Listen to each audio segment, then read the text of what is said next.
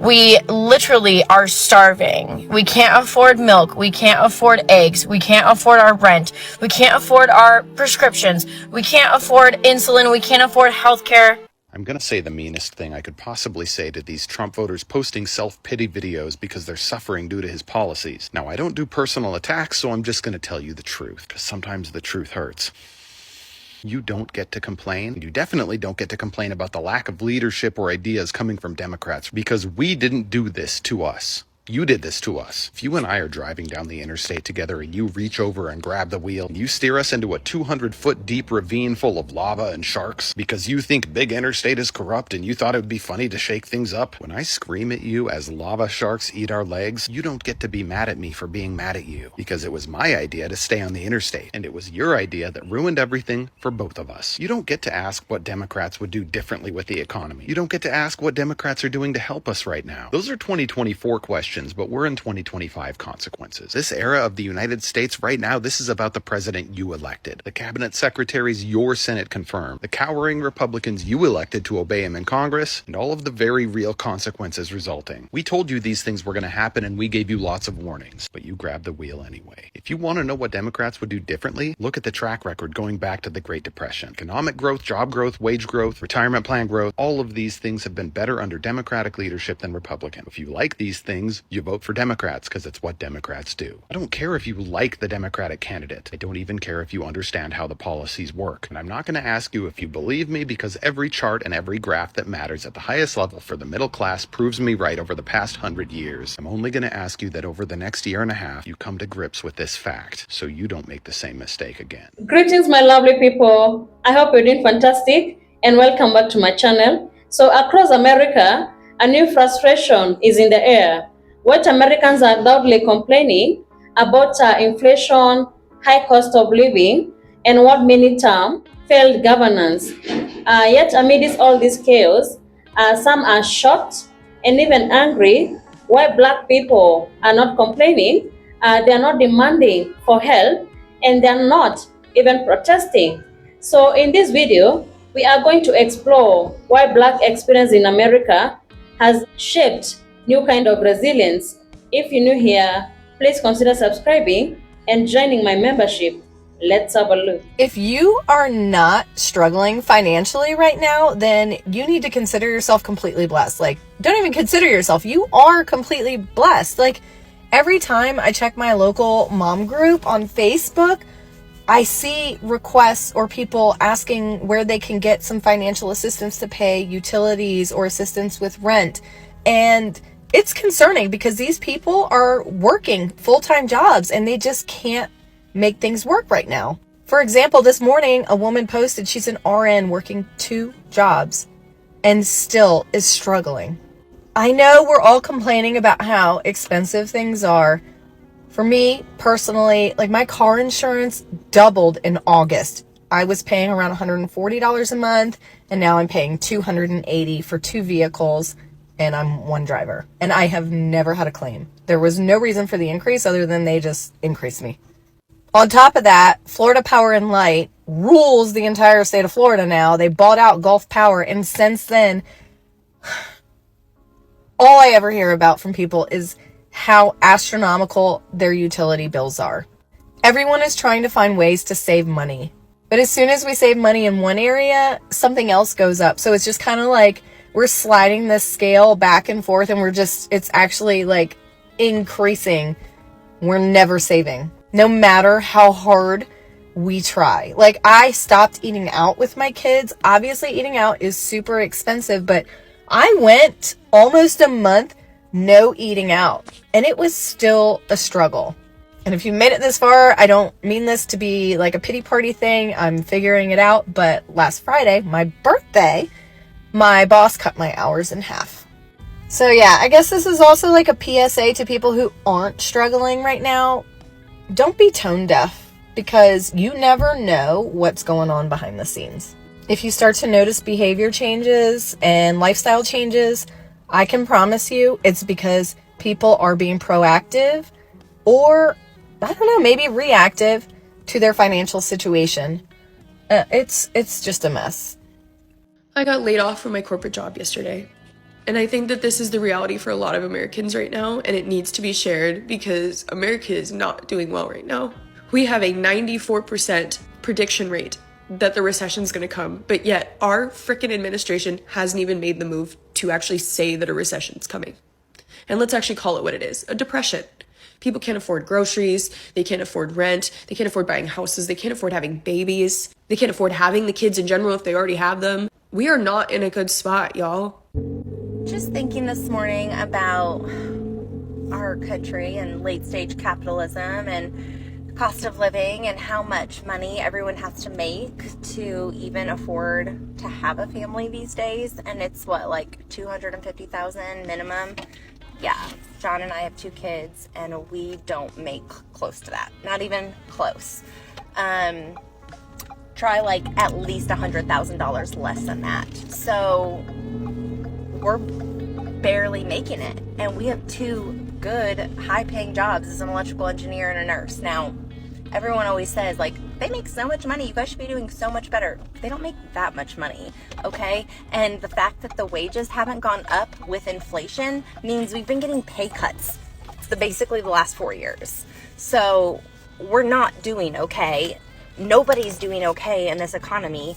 This is what we're so upset about. And then you add in authoritarianism and fascism on top of that. Like, what kind of country are we leaving for our kids where we teach them it's okay that they go to school and then their friends are missing the next day because they were rounded up by ICE?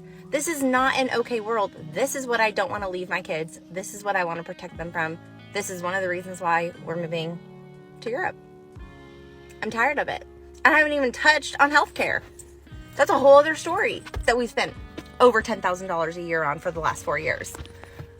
Childcare, $24,000 a year. Just so that I can go to work and not spend time with my kids. It's fucking insane. How does anybody live in this world? Like, how does anybody make that $250,000 every single year to just, like, be okay? I don't know anyone else except for, like, doctors who are doing fine. What are we going towards? What is the end goal here? Like, is anybody else as upset as I am seeing everything that's going on? I mean, I'm just ranting this morning. Living in America in 2025 feels like you're trying to breathe while someone's hand is over your mouth. And they're charging you rent for it. As soon as you get paid, it's gone. You buy groceries and the bags are lighter. You fill your tank and the needle mocks you. Food's up, rent's up, insurance, utilities, coffee. I mean, even your damn toothpaste is up. Everything's up. Except the paycheck. Oh, and everything's also smaller. Shrinkflation? Yeah, that's the way they rob you while smiling in your face. You're not imagining it. The box is smaller. The portions are skimpier. The price is higher, and you're supposed to eat it with a smile. This isn't bad budgeting. This isn't laziness. This is a rigged game where everyone at the top profits and everyone at the bottom is a slave. We're getting taxed, drained, and blamed every step of the way. If you feel it too, you're not crazy. You're just living in America in 2025. And it's fucking brutal. Well, it's finally here. Trump's tariffs go into effect tomorrow. 25% on Canada, 25% on Mexico. So all goods coming into the US from either country will increase in price to us by 25%. So for all the people who voted in this administration to lower the cost of groceries, you're going to be in for a rude awakening tomorrow when you're paying a lot more. Your bag of avocados that used to cost $8 is now $10. Your shampoo and conditioner set that was $20, now it's $25. This is going to significantly impact lower and middle class America. And this is just the beginning on these tariffs. As Trump has said, it may get a lot worse before it gets better. His own words. Regretting that vote yet?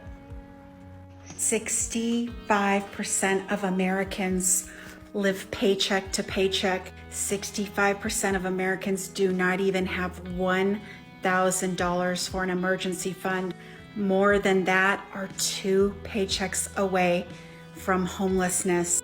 The states struggling right now the most, the people in the states, the top two are both red states. Number one is Texas. The people there are struggling financially. The second state is Florida, another red state. The people are struggling. What do you think is going to happen when they lose their job in a couple weeks? They can't afford groceries. They can't pay their car payment. They can't pay their light bill. They're going to be up in arms. You and I know, because we're smart, know that it's going to be the regular average Joe that is going to be screaming in the streets, screaming because of our government. Just remember, Republicans did that. Trump supporters did that. I am extremely frustrated being a full-time employed person living in Florida and not being able to afford to live. I have spent my whole fucking day off trying to find a, more affordable place to live, because I can't afford fucking $1,300 a month in rent, and then fucking a $650 car note, and then $300 in fucking insurance, and then you got utilities, and it's just, it's either I eat or I pay my bills, and then even then it's like, okay, well, which bill's gonna be fucking late this month? And I'm so fucking sick of it. Like, all these fucking apartment complexes and realtors and even private renters, fuck you so fucking hard. And I mean that with everything in me. Fuck you. I, nor anybody else, should be working 60 plus hours a fucking week and not be able to fucking live. I'm about to crash the fuck out. I don't know. Maybe it's just me. Maybe it's just me losing my fucking mind. I don't know. But I'm about to lose my shit because I just can't take it. Yo, what in the actual fuck is going on out here in Cali, man? Last year my rent was $925. I just opened up this letter and it says your new rent amount is $2,300 starting on the 1st. No upgrades, no renovations. They didn't even add a fucking washer and a dryer. This is crazy, man. I mean, is everybody else dealing with this? Or am I the only one getting screwed here? $6.15 fucking cents for a half a pound of Greek hot sweet peppers. What the hell? Is this what you voted for? The highest fucking food cost I've ever seen in my entire life? $9 for some damn pizza sauce. $10 fucking for a small pack of Starbucks coffee. Oh my god. Got a dang sweet treat for the dog. $20. Sweet treat for the dog. Sorry. $20. I guess you're gonna have to just find me fucking stinking. Cause look at that. Clearance. $8.39. I'm telling you right now. We're going to be paying $100,000 for a loaf of bread before this administration is over. The same administration that told us that on day one energy prices would come down, that the war in the Ukraine would be over, that the price of gas and food and it's all going to be a miracle. And if you go on their Instagram page right now, they're telling you it is a miracle. Only we can see. Our wallets know. So, the reason why Black people are not complaining is because Black Americans have been navigating systematic challenges for centuries. We have always lived in what we call survival mode. Our ancestors taught us how to survive and also how to thrive despite oppression, poverty, and injustice. So the current frustrations that many people we are facing today are not news to us. These are echoes of struggle our communities have been facing for generations. Most people voted the way they voted because they were thinking Black people were the ones who are going to suffer. But a reality hits hard. And that's why they feel the resentment, because they assumed Black people were going to suffer most. The truth is that it's not that Black people are not facing all these challenges. They are facing the challenges, but they chose to stay silent because they have adapted, they have learned new ways of adapting and finding new ways to survive, okay? The resilience is rooted in history, in culture, and in community. So Black Americans have developed strategies, mindset, and strength that allow us to face crises differently. And that itself is a powerful lesson in survival, adaptation, and the enduring spirit of our people. So thank you so much for tuning in. Be sure to like, subscribe, and share. Have a good one. I'll see you in the next video.